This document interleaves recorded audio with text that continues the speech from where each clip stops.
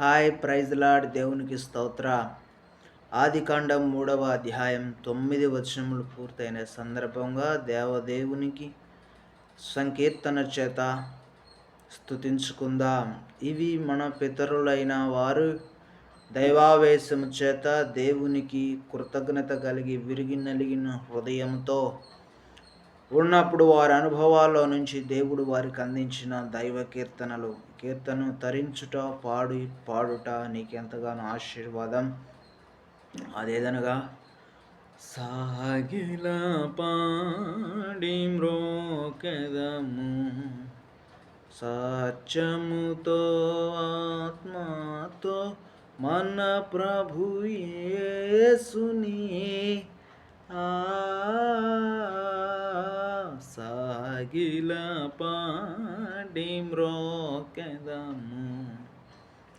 రాజుల కంటే శ్రేష్ఠుడు యాజకులనుగా మనలను చేసెను. రాజుల కంటే శ్రేష్ఠుడు యాజకులనుగా మనలను చేసెన్. రారాజుగా త్వరలో వచ్చున్, రారాజుగా త్వరలో వచ్చున్, రయముగను మ్రోక్కెదము సాగిల పాడి మ్రోకెదము. సత్యముతో ఆత్మతో మన ప్రభు యేసుని సాగిల పాడి మ్రోకెదము. ఆమెన్. ప్రియమైన దేవుని బిడ్డ, రాజుల కంటే మన రాజు శ్రేష్ఠుడు.